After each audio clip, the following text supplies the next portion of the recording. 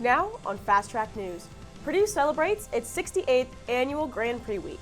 How is campus preparing for the greatest spectacle in college racing? Plus, the opening of a new golf clubhouse just in time for the warm weather and clear spring skies. We'll take you on a tour inside. And Purdue's remarkable contributions in helping treat small cell lung cancer. All your campus news, weather, and sports is straight ahead. This is Fast Track News. Happy Friday, Boilermakers. I'm Katie Donninger. And I'm Ellie Jones. It's Friday, April 25th. Here's a look at your campus news for the week. First, it's Grand Prix Week. The annual sprint car race has become an iconic Purdue tradition. It began as a way for engineering students to apply their skills and what they've learned in the classroom. But now, majors from every area of campus have joined in on the fun. Whether as a driver, crew member, organizer, or spectator, reporter Justine Hinckley shows us how campus is getting ready for tomorrow's big race. Start your engines, Boilermakers. Purdue University is gearing up for one of its most anticipated traditions, the 68th annual Grand Prix, taking place this Saturday, April 26th. Known as the greatest spectacle in college racing, this high-spirited event isn't just about speed, it's a celebration of student work and achievement throughout the academic year. While Grand Prix is a spectacle of go-kart racing, it is also a high-traffic social week for students. Many students will work to ensure that they are available to attend multiple parties hosted on both weeknights and on the race weekend. We spoke with students to learn about what their plans hold for the week. I've been staying up late the past couple nights so I can get all my homework done so I can go out every other night of the week. So I'm doing my homework and schoolwork for tonight so I can hang out this weekend with my friends and celebrate Grand Prix. Purdue police are gearing up for the high-traffic weekend, urging students to act responsibly and look out for each other. There will also be an increased police presence on campus to ensure a fun yet safe weekend. In a statement to Fast Track News, the Grand Prix Foundation highlighted that there's a purpose behind the excitement. Proceeds from the Grand Prix go towards scholarships, helping fuel the next generation of Boilermaker innovators. The 68th Grand Prix race is this Saturday, April 26th at 2:30 p.m. Gates open at 10 a.m. This is Justine Hinckley with Fast Track News. I can't believe that Grand Prix week is already here. It feels like the semester started just yesterday. I agree. And as we head into the Grand Prix weekend, make sure you're staying safe and enjoying your last few weeks on campus. And how does the weather look as we head into the Grand Prix weekend? Will it be rainy, sunny, chilly, or hot? Let's find out. Meteorologist Cole Sand is here with a look at the forecast. Hello, Boilermakers, and happy Friday. Now, we will get into those Grand Prix temperatures, but first, let's take a look at today. Beautiful temperatures at 76 degrees, absolutely perfect. But we will get lows of 46 later tonight as we head into the evening hours. Temperatures are going to just drop off the table. But we can see a chance of rain of 75%. That's going to be more in the afternoon today as we have some scattered showers coming throughout. So if you have an afternoon class, make sure you bring an umbrella or a rain jacket. You never know, it's going to start dumping rain for like 10 minutes at a time. For gusts of wind, well, 15 miles per hour, so not too bad. Sustained winds of 5 to 10 miles per hour. You're not going to feel that too much, so it's not going to be too bad. Now let's take a look at some weather headlines. As we can see, cooler temperatures for Saturday actually, so that's going to be race day, so we're going to see this continued trend of cooler Grand Prix in the recent years. And will we reach 80? So after tomorrow, we're going to see some temperatures start to rise again, maybe temperatures in the 80s next week. And then also, why has it been raining so much? Well, I have the answer for you on my next forecast. A University Senate meeting was held on Monday, April 21st, where Purdue President Mung Chiang commented on concerns about international student visas. President Chiang disclosed that there are resources available to Purdue community members that have questions, and that the university recognizes this is a difficult time for the international community. We reached out to the University Senate Chair for more questions, but got no response as of this broadcast. According to a university news release, any questions about student visas should be addressed to Chris Collins, the Director of International Student Services. Faculty, staff, and postdocs should reach out to Amanda Thompson, Director of International Scholar Services. The email addresses for both Collins and Thompson can be found on your screen. Across the country, universities are facing growing political pressure, with threats they claim to their free speech, academic research, and independent governance. To protect these values, Rutgers University created the Mutual Academic Defense Compact, a promise among all 18 Big Ten schools that if one is unfairly targeted, the rest will stand together in defense. A part of the compact, as well, makes universities financially contribute to Defense Fund, distributed to attacked institutions if politically attacked. The compact arrived to the floor of the University Senate Monday, and while the document was voted to be discussed with 2/3 of the legislative body, it did not receive enough votes to pass. What did pass, however, was a joint statement drafted by Big Ten University Senate leadership promising defense against external political pressure, but stopping at providing funding to other universities. The Pete Dye Clubhouse at the Burke Boilermaker Golf Complex has been open for almost a month now, and the facility has seen much success in its opening weeks. With a lounge, bar, pro shop, and a steakhouse on the second floor, the new clubhouse has many features to offer for students and the community. With golfing simulators still to come and other additions in the works, the Pete Dye Clubhouse is aiming to grow quickly. Boiler House Prime, the steakhouse that operates on the second floor of the clubhouse, opened to the public on April 9th, and the reception has been positive. The reception's been great. People have been really excited to come up. There's been a lot of anticipation of people waiting for this place to open, and when they come up the steps and they see how beautiful the restaurant is and the bar, and it's been a great reaction to that. It's been fun to watch, and then the food coming out has been fantastic. We're really proud of the chefs and the guys in the kitchen, and they're really putting out some great food for only be open for 2 weeks. Sam Allen and his wife Marcia, they wanted to provide the money to create a new improved clubhouse, and it kind of evolved from there. And it came from this being a banquet space to being a steakhouse that we think is going to be one of the best all the way from Indianapolis to Chicago. The opening of the golf complex and clubhouse has not just grabbed the attention of the locals. Last August, it was announced that the Burke Boilermaker Golf Complex would host the 2025 Junior PGA Championships. This 4-day, 72-hole event will take place from July 29th to August 1st. Up next, Purdue researchers believe they may have made a breakthrough in the fight against cancer. We'll tell you more about the drug that's showing positive results for lung cancer patients. Hey there, Fast Track. Reporter Mason Shorter here in Indianapolis, right next to the Campus Connect bus stop. How'd I get here? What's it like on the Campus Connect bus? And are students actually enjoying it? All that coming up next on Fast Track. Hola from Spain. G'day, mates. Buenos dias. Bonjour. Hello from South Korea. I'm studying abroad in Valencia, Spain this semester. I'm studying abroad in Sydney, Australia. I'm studying abroad in Madrid, Spain. I'm studying at Seoul National University. At Issy Super in Toulouse, France. And I'm really getting to enjoy meeting all the new people and the culture. How different it is from Purdue University. It is an absolutely fantastic experience. I'm living my best life. I can't wait to see you guys all overseas soon. A bientôt. Adios. Nos vemos de España. It's been 1 year since IUPUI split and Purdue extended its main campus into Indianapolis. The Campus Connect bus line started at the same time, a free option for commuting students. Fast Track's Mason Shorter takes us aboard the Campus Connect to share its features and what passengers have to say about it. The Campus Connect line served its first academic year, bridging West Lafayette and Indianapolis together. Provided by Royal Excursion, the bus is free of charge to Purdue students, staff, and faculty. I'm at one of 3 bus stops for the Campus Connect bus line, outside of the Purdue Memorial Union.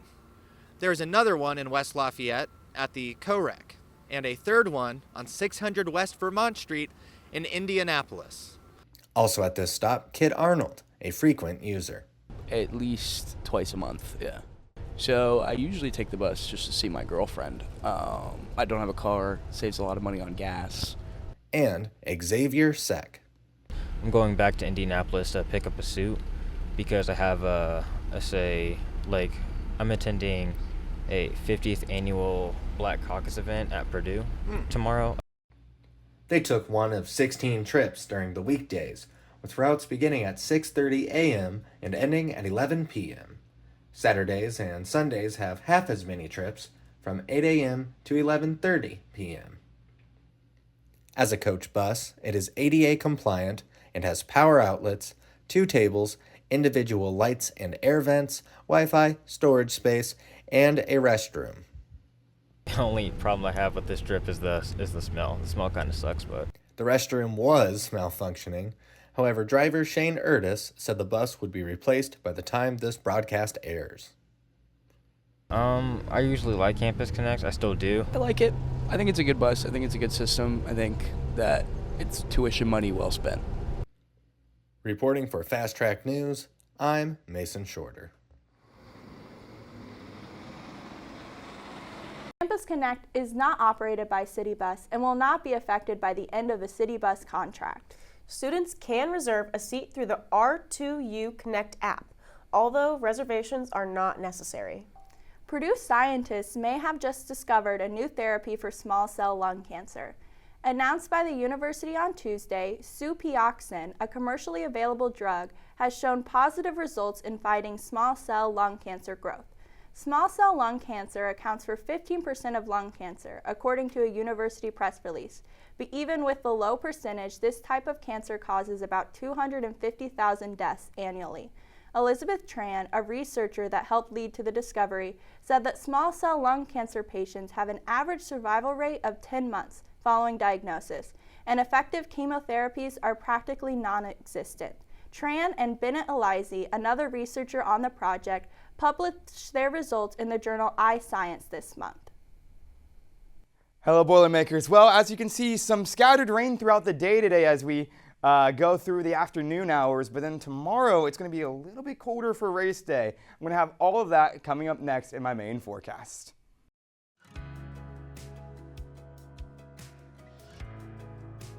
The program allows students to finish their bachelor's degree and also get an online master's degree that overlap during their last year at Purdue.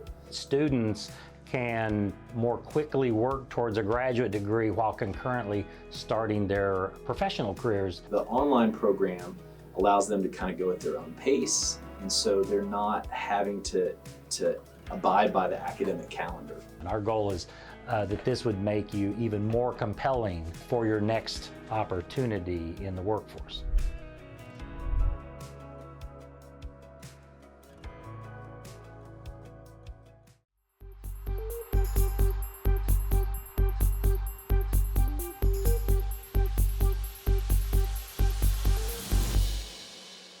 Hello, Boilermakers, and if you've been wondering, like, hey, it's been raining a lot recently, well, you're not wrong. So the NOAA has put out their seasonal precipitation outlook, and as we can see, it's for April, May, and June of this year, and we can see that we are above average for this period for precipitation. So what can that mean? Well, we're going to see a couple more weeks where we're going to have some more rain than usual. So my recommendation is always keep an umbrella with you. We're in the Midwest. You're never going to know when it's going to rain next, but we're going to try to keep you covered with that as best as we can. Now let's take a look at today's temperatures. We can see it's cloudy and 69 earlier overnight. That's pretty warm for overnight temperatures. And then as we go on through the day, 59 in the morning, and then right now 70 degrees. And I put in light rain. We might see some rain, we might not, maybe a little sprinkle or two here or there in the next hour, but there are real chance of rain will be later on today at around 6 p.m. where we could see some rain, maybe even an occasional thunderstorm, maybe a little rumble of thunder and some lightning. You never know. But then, yeah, as we go in that next 5-hour period, the temperature is going to drop 30 degrees. It's going to be a complete change in temperature as we go on and head into the weekend. Now, speaking about the weekend, here's our weekend forecast, and we can see that rain, scattered rain today. And then tomorrow, Grand Prix race day, it's going to be temperatures of 60 degrees as a high. Now, that's not going to occur till later on in the day, so my thinking is it's probably going to be in the low 50s by the time the race starts. So if you're like me and you find that kind of chilly and you don't want to be standing outside in 50-degree weather for like 3 hours during the race, you might want to bring an extra layer or two just to stay warm and really enjoy your time. But temperatures in the low 40s as we head into the evening into Sunday, where temperatures will be a little bit warmer. It does say thunderstorms, but that's just a typo. Don't worry about that. It's going to be perfect and sunny all day on Sunday with temperatures as a high of 67. Now let's take a look at today's radar. We can see that just a bunch of just scattered green throughout the day here as we go into the afternoon hours. So if you're really going to class later, bring that umbrella, as I mentioned earlier.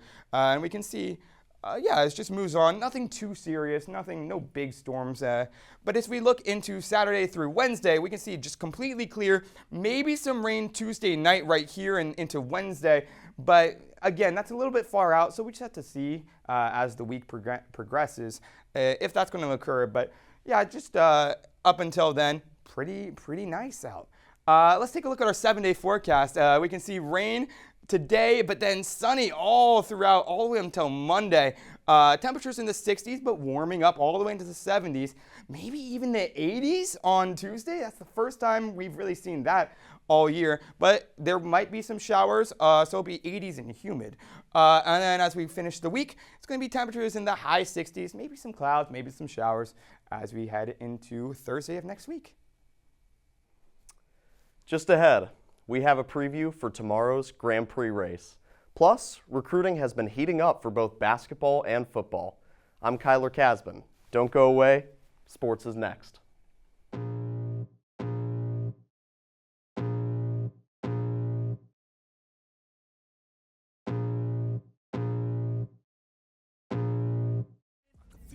Creeping up from the heathens, got will, got fight, got pride, got reason. If they wanna go eat, then you know I'm gonna feed them. If you're coming for me, hope you're ready for a demon. I got drive, got sight, always have a vision. I don't buy at night, I be in my feelings. I'ma be fine, need time, and I'll soon be winning. I can feel the blood creeping up from the heathens, got will. Purdue's 68th Grand Prix race will take place this weekend. Fast Track sports reporter Josh Warman caught up with some teams at Grand Prix's 3rd Street Takeover. The biggest spectacle in college racing is here, and it's shaping up to be one of the most competitive races in Purdue Grand Prix history. All of the fastest 27 carts have their qualifying times within 1 second, which has never happened before in the history of Grand Prix. Because of that, everyone who's in is fast. We don't really, pretty much anything can happen. It's going to be an exciting race, yes. for sure. After finishing first and second last year, Kappa Sigma's drivers Aiden Fox and Rafe Shaw opened the race in the top 2 spots. But the race is still anyone's ball game. I mean, the K-Sig guys are both super fast, Rafe and Aiden. Super great people. They know their stuff really well. They're both very talented. They're front row lockout this year, so I think they've got a great shot. With how tight the field is, it's hard to know. I mean, it's a really, really long race, so anything can happen. Lots of accidents, mechanical failures, anything like that. For the lower spots, it takes patience and expertise to gain ground on the competition. It's a pretty small track, so we only do 25-second laps, so it's super small, super narrow, very difficult to overtake. But if you're able to have a comfortable feel with the cart, you can make it work pretty easily. You just have to pick the right places and have a little bit of patience, because it can get bull ring-esque in your mind because it's so small. Excalibur Racing is excited to compete after winning the first ever Halloween 100 in the fall.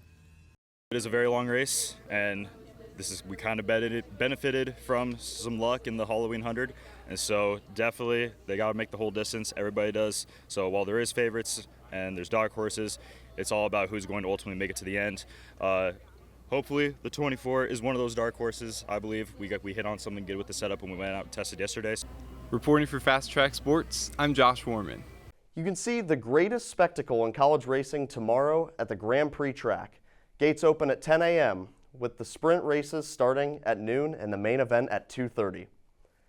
On Friday, the EV Grand Prix took place at the track near the Purdue baseball field. Starting back in 2010, EV Grand Prix is the counterpart to the larger-known Purdue Grand Prix. Though they sound similar, this race consists of only electric vehicles built on motors with batteries. They are all student-designed and built slightly differently, with specific modifications so that come race day, they can all battle it out on the track. Coming out on top this year was Lady Elizabeth, the first ever all-female team to win the race. Tatum Langston was the driver who traversed the course to victory for this historic win. If you are interested in getting involved, be sure to follow Purdue EV Grand Prix on Instagram for upcoming events and dates. Although it's the off-season, men's basketball, women's basketball, and Purdue football have all had eventful past couple days. Women's basketball landed 2 transfers this week. Nia Smith, a sophomore from the Southern Conference, is coming to Purdue after being named Freshman of the Year at UNC Greensboro. Former Arkansas Razorback Kiki Smith will also call Mackey home next fall, after averaging 10.2 points per game, shooting 42.2% from the field. Men's basketball also landed a couple names recently. International student Omer Meyer will be joining an already good group of transfer names next season. Transfer from North Florida, Liam Murphy, has also come to Purdue, strengthening an already stacked interior. Finally, over on the football field, 2 transfers are heading to Purdue, including one we've already seen. Former UNC quarterback Ryan Brown returns to Purdue after a short time in Chapel Hill. Wide receiver Nitro Tuggle from Georgia will also play at Ross-Ade next fall, along with another transfer from the SEC, Mark Nave, an offensive lineman. The Purdue men's lacrosse team had their first set of home games in West Lafayette this past weekend. The weekend opened up against Illinois, who Purdue has played impressively against in recent memory, having not lost to the Fighting Illini since 2014. 2 early goals scored by Purdue senior Jared Meltzner put Purdue on a path that they never looked back from. Purdue would go on to win the contest 17-3, with Meltzner leading the team with 4 goals and 4 other players scoring multiple goals in the contest. Purdue's defense was also able to put a stop to any hope of Illinois of getting back into the game, allowing not a single goal in the second half. Purdue's luck would not continue, however, as they would lose their final game of the season to Miami of Ohio in a tight 13-11 contest. The loss was not all negative, however, as Jared Meltzner set the all-time points record for Purdue men's lacrosse. Congratulations, Jared. It's been a busy week for pro athlete Boilermakers. Let's take a look at some of our favorite alumni. Purdue basketball legend Zach Edey has been playing in his first ever NBA playoffs this past week for his team, the Memphis Grizzlies. Edey started his rookie playoff run with 2 strong games. He recorded double-digit points and rebounds in the first 2 play-in games against the Warriors and then the Mavericks. Edey has not gotten above 30 minutes of play time since those 2 games. You can catch Edey yourself tomorrow afternoon at 3:30 as the Grizzlies face the Oklahoma City Thunder in Game 4. On the other side of the world, former Purdue women's basketball star Abby Ellis is also making a splash. Ellis was announced to represent the Australian team in the Trans-Tasman Throwdown, a series between the best of Australia and New Zealand. Ellis has been competing in the WNBL, an Australian National Women's Basketball League. Ellis and the rest of her Australian teammates will play from May 7th to the 11th. The baseball team had a rough weekend and midweek game, going 1-3 in those games. The team continues to struggle on the mound as they gave up an average of about 12 runs a game over that 4-game span. Logan Sutter continues to produce at the plate for the Boilermakers as he hit 3 home runs and recorded 9 RBIs on 8 hits in those games. The team looks to get back on track when they take on Illinois for a 3-game series this weekend in Champaign. The men's tennis season came to an end after splitting its final 2 matches, beating Penn State 4-0 and losing to number 3 Ohio State 4-2. Purdue won every singles match that was finished against Penn State, and in the final match against Ohio State, Alexa Krivakopik recorded his second top 11 victory after beating number 11 Aiden Kim in singles. The women's tennis season also ended this past weekend after a 4-0 loss to Illinois on Senior Day. Tara Katarina Milic finished the season with the 60th doubles win of her career, which placed her at 14th overall on all-time list in school history. Carmen Gallardo Guevara is also on that list at 15. Gallardo Guevara was also named first team All-Big Ten. The women's golf team qualified for the Big Ten championships for the 10th straight season. In the championships, Momo Sugiyama finished with 73 shots, which was good enough for 1 over par and leading the team. Sam Easterbrook led the men's golf team with a score of 5 under par in the Boilermaker Invitational this past weekend. The team finished second overall in the tournament behind Marquette. The Boilers will participate in the Big Ten Championships this weekend. The men's track team finished the Tom Jones Memorial by setting a school record in the 4x400 meter relay. The runners were John Riley, Cameron Miller, Brett Otterbacher, and Antoine Spencer, and they had a time of 3 minutes and 3.64 milliseconds. That time is good enough for 7th in the NCAA. The Purdue softball team had one of their players named as the Big Ten Player of the Week on Monday. Announced as co-pitcher of the week, Julia Gossett is the first Boilermaker this season to earn this weekly award. Julia was the first Purdue player to be awarded this in 7 years since Sydney Bates in 2018. Julia was named for her performances in 4 games last week, where she had a 0.91 earned run average, 27 strikeouts, and only surrendering 2 runs. Julia continued to prove her skill against Miami on Wednesday, where she only let them have 1 hit in the entire game. We wish Julia and the rest of the team good luck as they travel to take on number 5 ranked Ohio State in a series starting tonight. That's a wrap for sports, but stay tuned. Fast Track will be right back after this quick timeout. What does it take to be a Purdue tour guide? You've got to know your history.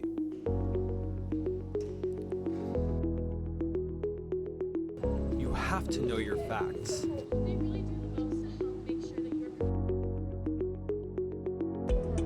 You've got to have that Purdue spirit.